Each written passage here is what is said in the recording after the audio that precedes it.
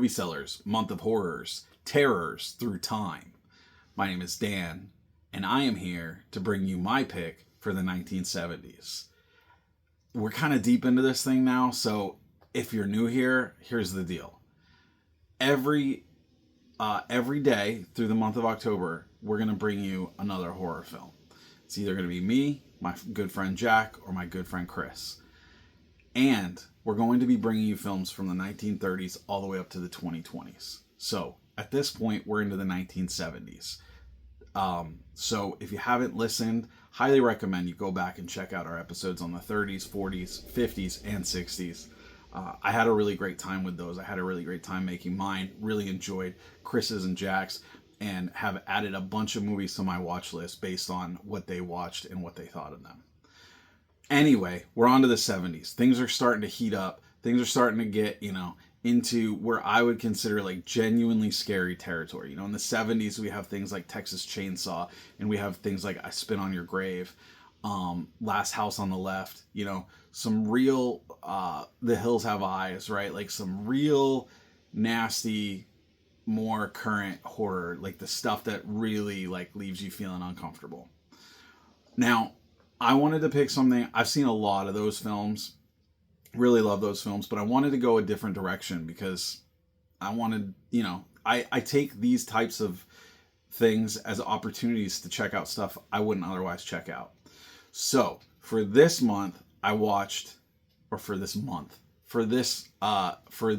episode, I watched The Wicker Man, which released in 1973.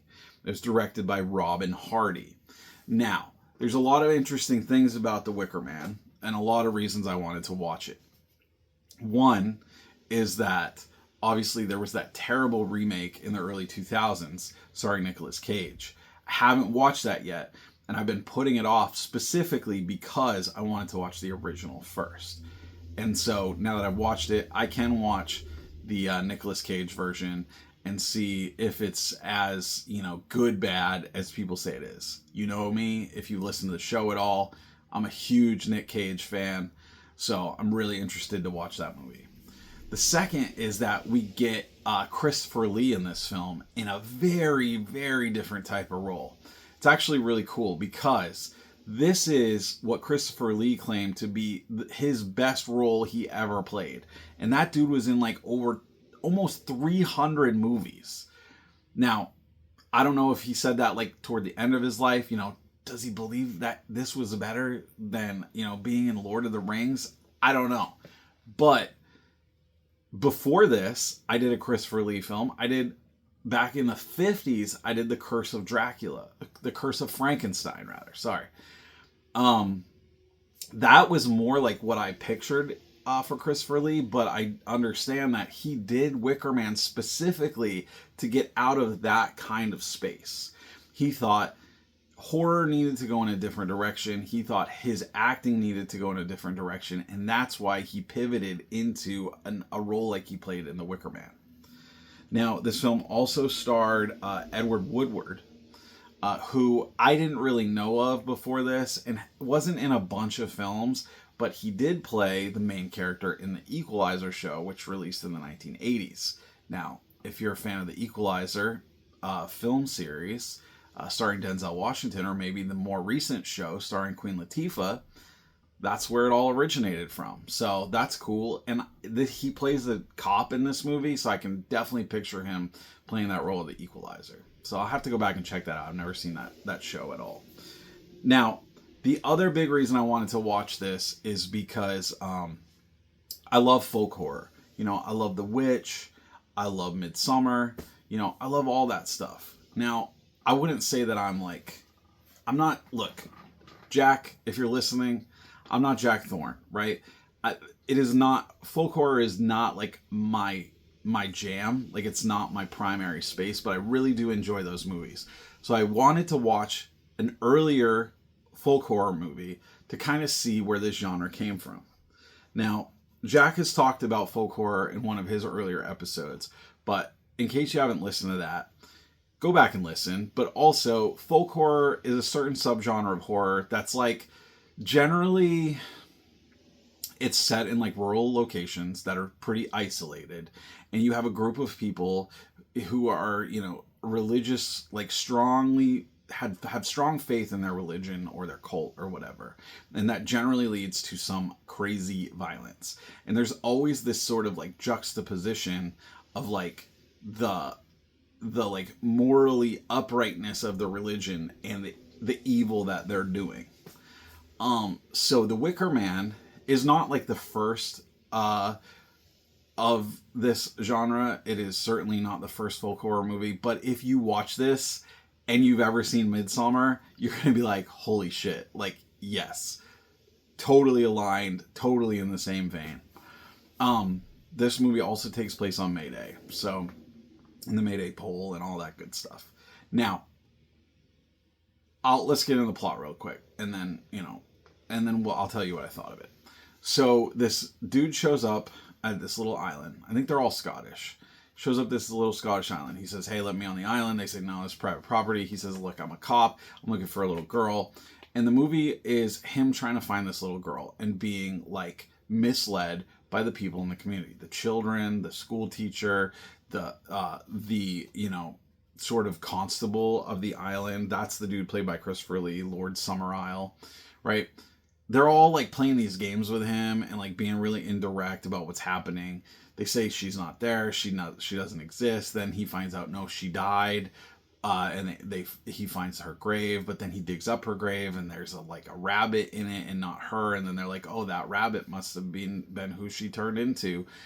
And he's just like getting the runaround. And then he eventually realizes what he thinks is they're going to sacrifice her to the, like, you know, to their pagan gods on May Day to restore their crops because they had a very bad crop the year before. He's partly right. They are going to make a human sacrifice on May Day to appease the gods to get better crops. But guess what? It's not the girl. The girl was all a misdirection to get him there. He's the guy. So the Wicker Man, this giant wooden structure made of sticks. In goes the detective. Lock goes the door. Light goes the fire. That's the deal. But this movie, like, it was made in the 70s and it has all, like, you ever watch a 70s movie that's not even a horror movie and you're like, that's creepy. The music's creepy. The coloring's creepy. Like, the acting is creepy. Like, there's like weird, creepy sexualness to it. Like, what the hell is going on in the 70s? Well, this movie is all of that, and it's creepy. Like, the subject material is creepy. It's supposed to make you feel unsettled. And so it really leans into all that stuff. Like, it's got all this, like, folk music in it, and it's, like, really, like, makes you, like, your skin crawl.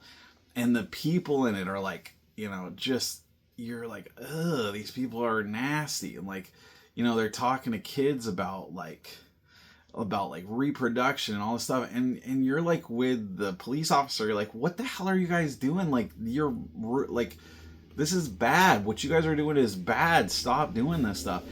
And here's the thing, like, the thing with Midsommar is that the people in that movie who like got kind of deserve to get got. They kind of suck. Like, it's a bunch of bro dudes. If you've never seen the movie, I'm sorry, I don't mean to spoil it for you, but it's a bunch of bro dudes who you are not upset to see, you know, get their comeuppance. But this guy, he's just trying to help a little girl. He's just trying to help find a little girl or figure out how she was killed.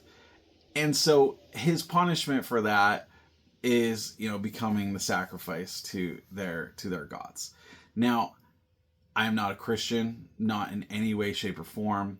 Very non-Christian person.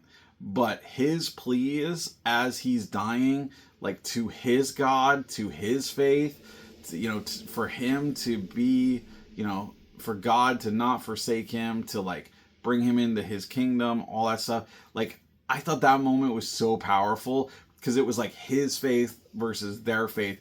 And, like, he could have started to grovel. He could have, like, forsaken his God. He could have done whatever, but he didn't. Like, he's in the Wicker Man screaming out, you know, in defiance of their, you know, of their gods and their faith and their practices. And I thought that was really great.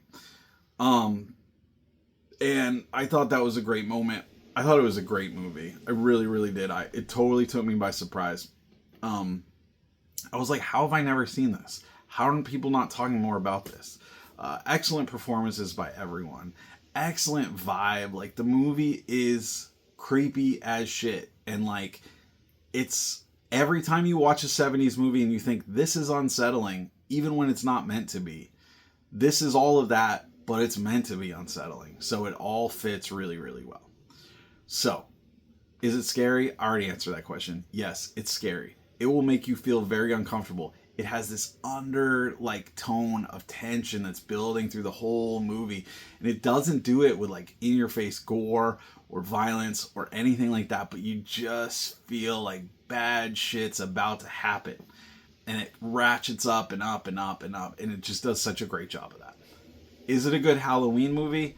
I don't know. It's set in May. It's like May Day, you know? I would say it's got Christopher Lee in it, which is like a one-way ticket to Halloween Town, but I don't know. Like, he's a very different... He doesn't even have his beard in it. And he's got long hair. He looks like kind of like a hippie. It's a great movie, and it's very scary. I don't know that it has the Halloween energy that maybe you might be looking for. But if you're into folk horror, I would definitely say check it out if you never have. If you loved Midsommar, definitely check it out if you never have. If you saw the remake from the 2000s with our boy Nick Cage and you thought this is a terrible movie, why would anyone make this? Go back and watch this one. Like, these are the scenarios where I would definitely encourage you to check it out. If you've never seen it, just check it out. But if it's Halloween and you're trying to go for that spooky vibe, this might not scratch that itch for you right now. Anyway, that's it. That's my review and thoughts on The Wicker Man. I score this movie a 10 out of 10. I don't give any movies 10 out of 10. Like, I'm very stingy in my 10s. But this is a 10 out of 10. Everything about it. The music, the coloring, the plot, the acting, like, the fucking masks. Oh, they wear these animal masks. Just, mwah. Their ability to ratchet up the tension throughout this movie without anything actually happening is just, it is an absolute, just, it's an art, and they do it to perfection. Come back tomorrow, and I think Jack will be telling you about his pick from the 1970s. And stick around as we continue to progress through the decades, get into much more modern stuff, 80s, 90s, all the way up to the 2020s. Hope you're having a great October. Hope you're enjoying these. We're loving doing them. I am, at least. And word is that Jack and Chris are as well. I love their videos. Go check them out if you haven't yet. Yeah, we're going to get together at the end of the month to do a recap of all this. So make sure you go listen to that on the podcast as well. See ya.